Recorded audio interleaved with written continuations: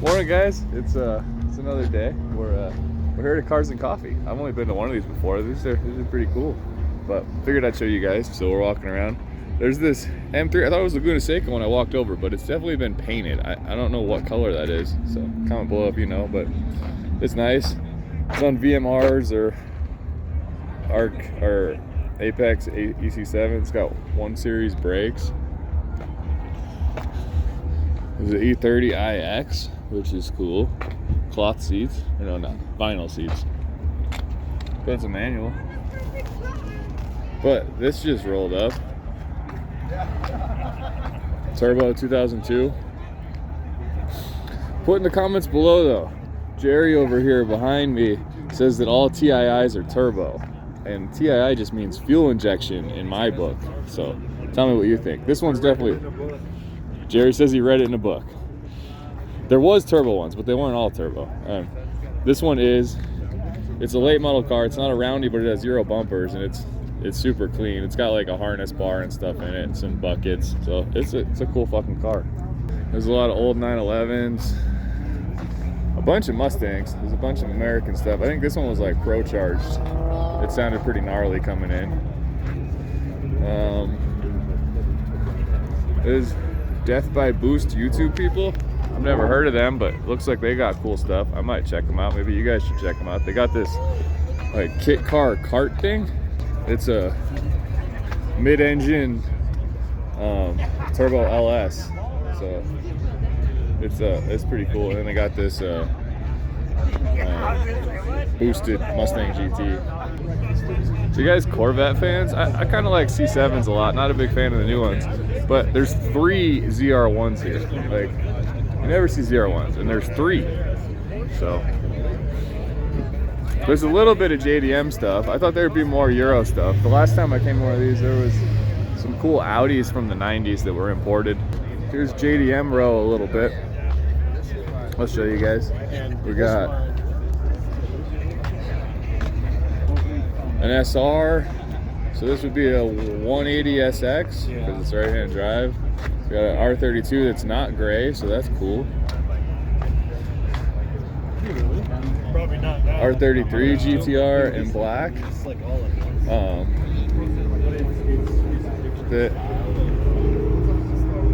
I'm not sure about the mirrors. Those are like E36 M3 mirrors.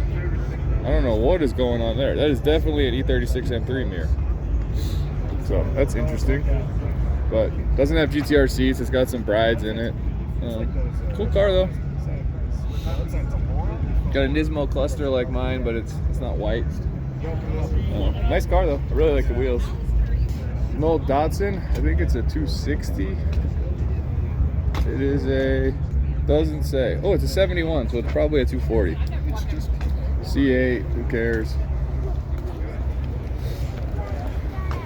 C3, pretty cool, and it's got a flat rear window and metal bumper in the rear. So this is probably like a 73. So that's pretty cool. I think there's a Dart, Dodge of some sort. Jason brought the M5 out. It's looking good. Jerry brought the his Boston Green V36 M3. I brought the 6 Series because what I drove home last night. There's a Guards Red 911. Pretty sure it's an 85, but judging by the link. I wrecked one of these when I was 15. Oh, that's a bummer. It was a Targa. Same color, same tail. There's a Fern Green. I think this is Fern E30 convertible. She hasn't got out of the car yet, but it's a very nice car. Another 2002. This one's beautiful. The interior is like a little resto modded. I don't know about like the screen. The Corbos are cool, but it's super clean. I can't tell if those are little carburetors or what, but it's a cool. No, it's got a fuel rail, so it's got ITBs. I guess it's pretty cool. That's the third 62 Corvette I've seen. We got a 930 here. You can tell they're turbos because they're substantially wider in the front and the rear. This thing's nasty. Like in the early 80s, you were the shit if you had one of these. I mean, you're really cool now if you have one of these, but these are like the fastest things on the road back then. There's like a kind of like an RSR tribute car. I don't think it's a real RSR, but super cool car. 911 SC, so this would be like an 83. I'm out here, I don't know how much more I'm gonna film. I decided to come this morning before I started my day, so I thought I'd show you. But we're gonna do some cool stuff in this video, so stay tuned. All right, we done at the show. Back to the shop. Jerry's Boston Green M3 looking sick on those apexes though. And then we got Jason up here in the E39 M5. We might do some pulls on the highway on the way back. We'll see. I'm curious. I've always said I feel like this thing is a two-door E39 M5, so we can see if it's as fast as one. So we'll see. All right, so I couldn't record it, but Jason and I did a pull. I got him off of a stoplight once we were on the highway. It was like, I don't know, 50 roll. He's slightly faster, probably up to 100-ish. He got me by about a car. So really close though. The big thing that is weird is the gearing, right? Because that car has a 315. This has a 362. So we were like shifting at like completely different places. But anyway, almost back to the shop. The Hamish in his natural environment. It's me looking at the camera, hitting the vape. Looking at my vlog. He's gonna make this happen today. Dude, it's gonna be, I mean, people will write to their family about it. It's gonna be really impressive. It's just big stuff. It's a Saturday. He's gonna do it. We're gonna see if the Pathfinder passes emissions first though, and I'm pretty stoked, but I have really bad experience with emissions. My E38 would fail, like, it failed nonstop for this entire year straight, and now I just have PTSD. But the last few times it's always passed. The last few times it has passed. But I still get the PTSD about it. But he's doing good. I'm hanging out before I go to Nick's house to go help him with something. Hoping Hamish starts on his car, but he looks lost. So I don't know if he's gonna start on it. Oh. It's my first day alive. Well, what's up, guys? Got back to the shop, didn't really do anything, just sold a couple parts. There was nothing to show there. Oh no, I guess you did see that Hamish was like getting ready to work on this thing. The Pathfinder did not pass emissions, so spoiler if that's going to be in his video. But up at Nick's house, ooh, and look at that 6 Series out there. Damn, girl, she looking fresh. Anyway, this is Nick's new car. Nick, tell us about this car. It's a 94 Mustang. This is a police interceptor. It's been in my family for a long time. My dad bought this from a police auction back in 92. It's relatively good condition. It was fun. It was a cool car for a really long time. It was like our church car. We'd take it to church on Sundays and like flex on people when we were leaving church and do like big burnouts and stuff. Very church-like. Yeah, my dad's always been kind of a hot rod guy too. So anyways, he had it for years. Stuffed it into a wall, driving on like 2-lane blacktop, hit black ice, lost control, spun the thing out, put it in a wall. Once it got stuffed, it had a lot of front end damage. That's about it, but my dad just parked it. That was probably in like 1998 or something. I think it's been run once since then. My younger brother started working on it. He did most of his gutting it because he was going to turn it into some sort of track car as well. Didn't really get too far with it. I think he got it to start for a minute and then shut it down because it sounded bad. And so a few months ago, a month or two ago, I just contacted my dad and said, hey, do we still have that car? I'd love to turn it into a drift chassis. He said, yeah, come get it and it's yours. And then he actually ended up bringing it to me. So free car, free delivery. And then I'm here to work on it for free. So yeah, like, so really, this is working out. This is like going to be I'm trying to do the most budget drift build I possibly can. I've been seeing more and more people do these Fox Body chassis. They look really cool when they're done properly. Go check out Chelsea DeNofa. He just did one that's white like this, but it's got like a 4-cylinder turbocharged. What is it? The EcoBoost. Oh, is it a new engine? It's a new like EcoBoost or Ecotech or whatever they call it swap that he did into it. So it's supposed to be like kind of like reminiscent of like the old SVO cars. Yeah, it'd be like old Capris or something like that. Well, no, they right? made ones that so there was Mustang SVOs. that had 4 cylinders. And they were turbo 2.3 liters back in the day. So his is really cool. I like what he's done with it. He's got a lot of partners to make it super fancy. He's also got money to put into it. I'm going to do the exact opposite of what he's doing and try to build this as cheap as possible and get it on track. DBO style. Sideways. Yeah.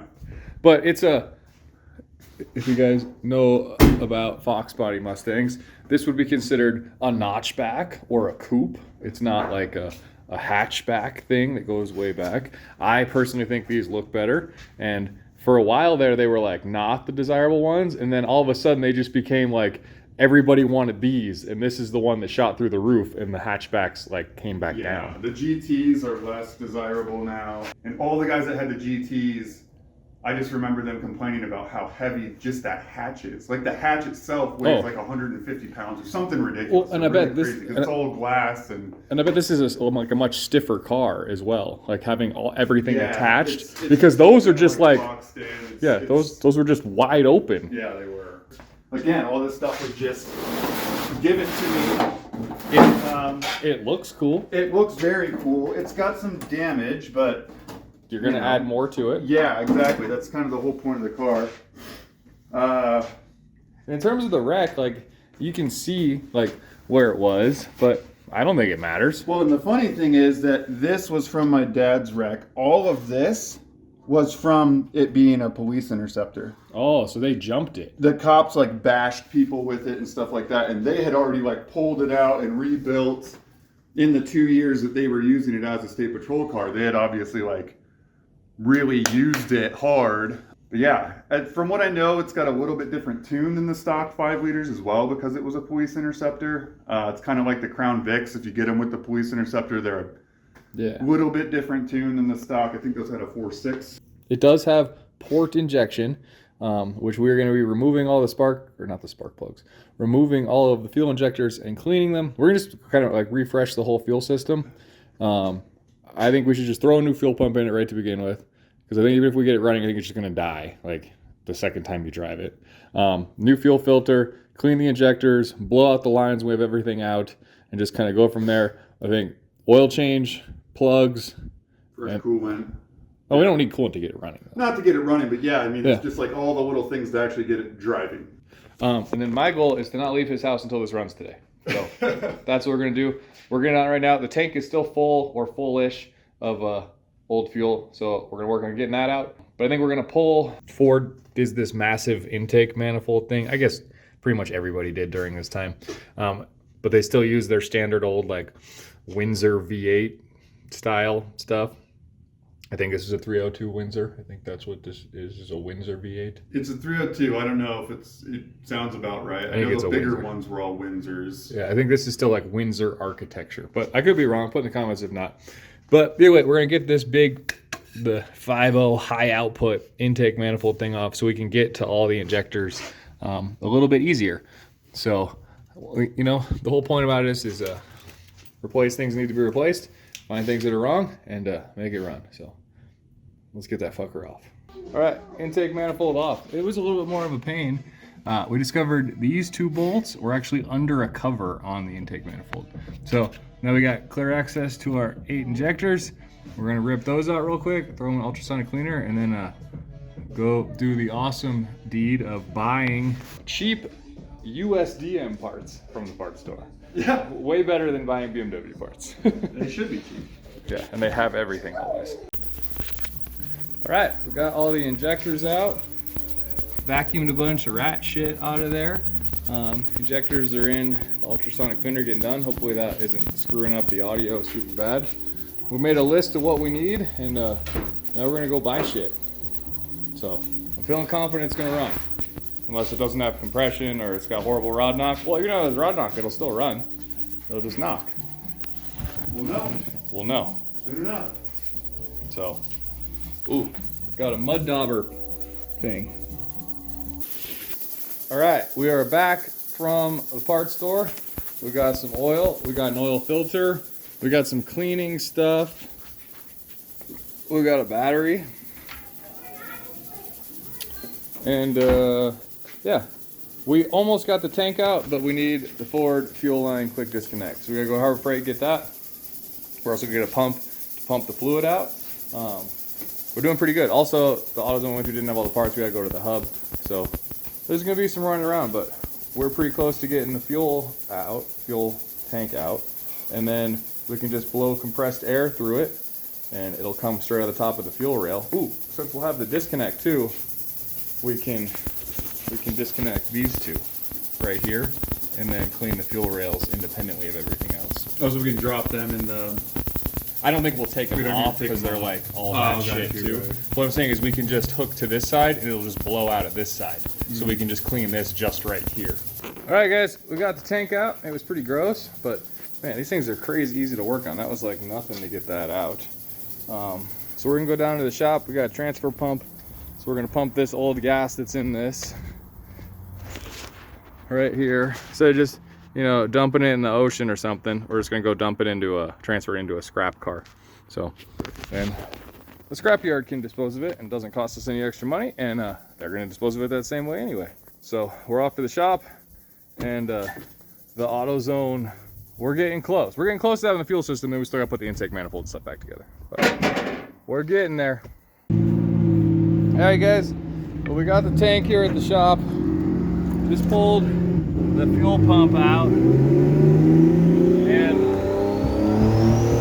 the level sending unit.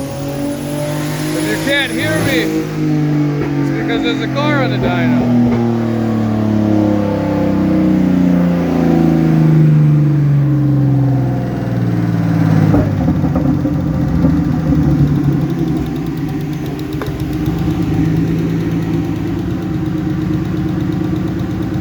Not big powers yet.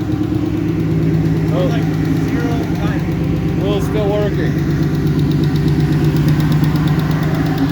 But yeah, this tank's gross. So I think we're gonna get some hoses in it, maybe a hose, but we're gonna drop some chains in it and see if we can, how clean we can get this thing so we can get to using it. All right, we did all of the washing. It is substantially better. It's not perfect. We're gonna send it. We understand we're probably gonna have to pull the pump out again and replace the sock and replace the fuel filter a few times, but it is way better. You can see all of the stuff on the ground, all of the rust. So we have improved it much more better. So we're gonna load this up, get back to Nick's. Well, we gotta go to AutoZone and buy more junk, and then we're gonna go back and we're gonna make a Mustang scream the sounds of our people. We're back at Nick's. We have 5 gallons of fresh gas. We have an entire fuel pump assembly, so we don't have to piece together a new fuel pump into the rusty one. Yeah, time to oh yeah, maybe if it's dry, like a bunch will come out. Yeah, it's a pretty gross tank though. Here you guys can see. You guys can see like better than we can see. It's much better than it was. It is way better than it was. Doing good, Nick. Big man in his gas tank. All right, guys, some things have changed. I'll give you an update in a second. But we are working on putting her back together. I just drained the oil, and I noticed this when we were under here. Check out that oil pan. It's only a little bit smashed. I'm hoping the sump is quite far enough above that and it didn't crush it, and we're gonna hear some bad noise when it starts. Also, the oil filter that it said to get hits the sway bar when you put it in, so we had to unbolt the sway bar right there, drop it down to get the oil filter on. So next time we're gonna buy a stubby one, like what was in it, to do it. But it's good. But yeah, no more of the bummer stuff. Let me get this light off. Oh, actually, I can show you. So through the fuel tank that we spent all that time doing, the baffling, that big thing you can see in there. You can hear that. It's no longer connected to the tank, so it's just moving around. probably pretty bad in a drift car when your fuel pump's in there and you got that big thing moving around. It just breaks the fuel pump off. What we should have maybe done from the beginning, we looked at what a fuel tank cost, and they're like $70 from Jags for a brand new one. So Nick's gonna go ahead and order one of those in the near future. So we'll have new fuel pump, refreshed injectors. I blew out both the fuel lines front to back. We're good there. Probably gonna order a fuel level sending unit, so everything will just be all brand new. But we're still getting this to run tonight. We've got new plugs in it. The oil is drained, new oil filter's on. Still need to fill it. Injectors are put back in. Fuel rails are bolted back down. Plug wires are put back on. So we're gonna get this all together, and then we're gonna try and start it on starting fluid and get it to run a little bit, and just make sure there's no horrible noises. So that's what we're shooting for now. All right, so it's all back together. This is like trim stuff. We didn't put that back on. Just we'll see what she does. We'll see if she makes some noises. She's got oil. She might have too much oil. She's got a MAF plugged in now. She's got a battery plugged in. I sprayed a bunch of brake clean into the intake manifold to clean it up a little bit. So we disconnected the coil for now. So, and also we wanted to like crank a little bit and see what she does and what she doesn't do. Sounds like spark. The coil is arcing to itself. Ah,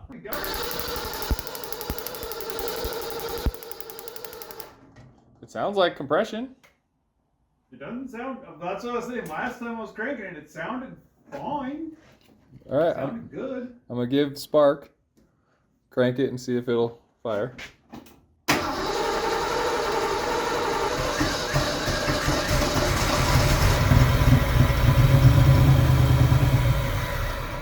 There's like no fuel. Like That was just what was in the intake from me spraying it. From spraying it. All right, so now let's get a fresh can. All right, guys. Here we go. Go.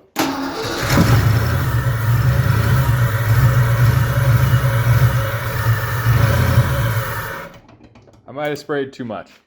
Let me do a little bit of changing up here. We'll be right back. We are back. I lifted this up a little bit so it just won't drain out. Go for it. Sorry, that was my fault.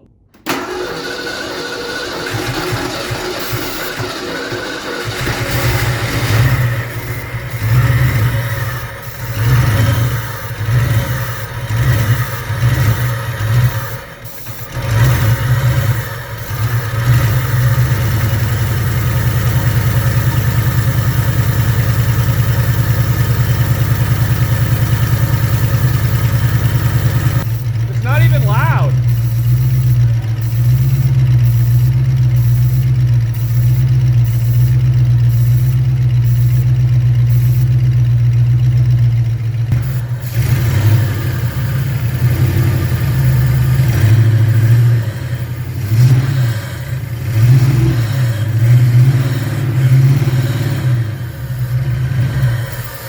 Nope.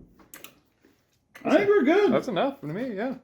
I'm happy with that. Nick, we made a Mustang run. We made a Mustang run. I mean, it probably would have done that if we didn't touch it at all. But we've replaced a lot of things, and Well, things we are found good. a lot of issues that we otherwise wouldn't have. So, all in all, I think if we had just like sucked the fuel out of the tank and put new fuel in it, it probably would have done that. But the filter, Well, that pump, there's like, no way that pump, none of that shit would have worked. it was. I mean, we could have just done this, like disconnected the fuel lines and done that, and it would have run without the spark plugs and everything else, and pulling all the stuff off.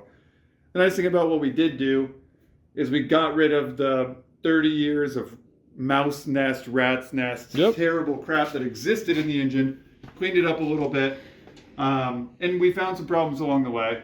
We know the ignition system's good now. May have created one more problem with the throttle cable, but you know. Parts for this stuff's cheap. And hey, who knows? Maybe that would have failed at the first event, and now you're gonna have a fresh new one.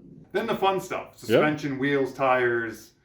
Yeah, fucking take it to an event without everything else. Then it becomes a real project car because once it drives, then you throw all the money at making it look cool and drive good. So. And it's got a radiator and everything somewhere.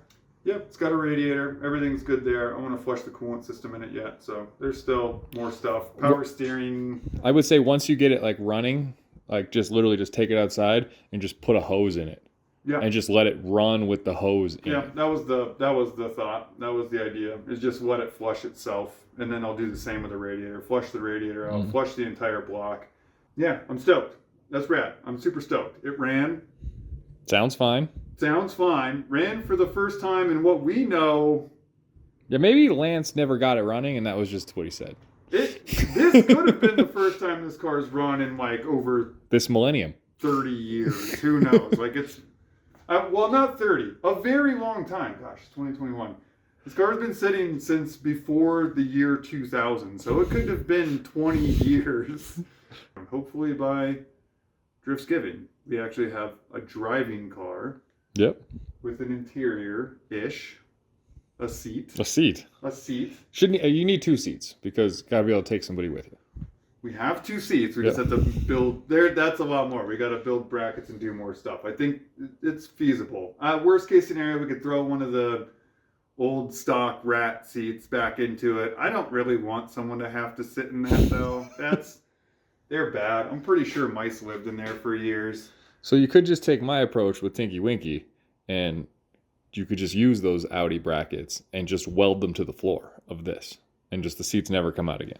Yeah. No, I'm stoked. I'm really excited that it didn't make any bad noises, because that was in the back of my head the whole time. And then after I saw that oil pump, but from my recollection of like old Ford stuff and things, I don't think the pickup is like BMW. I don't think it's like right at the bottom of the pan. I think there's many inches there, and that's why you can run out of oil. At least you can oil starve really easily when you're driving like an absolute idiot with no oil in it, because there can still be an inch of oil in the bottom of the pan. So literally, you've just made it better. It can pick up better now. Yeah, it's like a shallow race pan. Yeah. It's drift ready. Yep.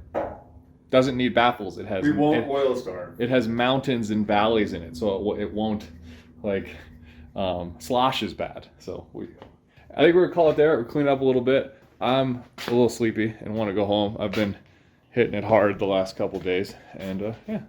But I'm excited about the Fox Body thing. Like, this is cool, and it's white.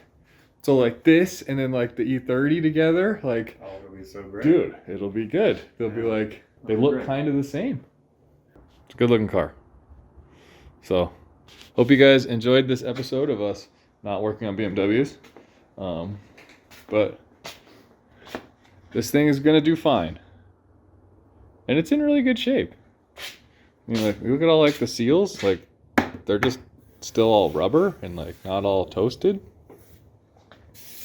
The glass is all intact. Windshield is only a little bit cracked, which they say you can't drive with a cracked windshield, but they're always just like, oh, I'll fix it next time. Okay. So you should be good. It's not obscuring the vision of the driver. So what they say the worry is that the windshield's going to collapse into you somehow.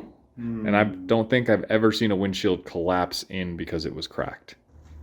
But, all right, I'm going to call it right there. So I'm covering you guys again because I'm holding the camera upside down. So, hope you guys enjoyed it. Have a good one. See you tomorrow.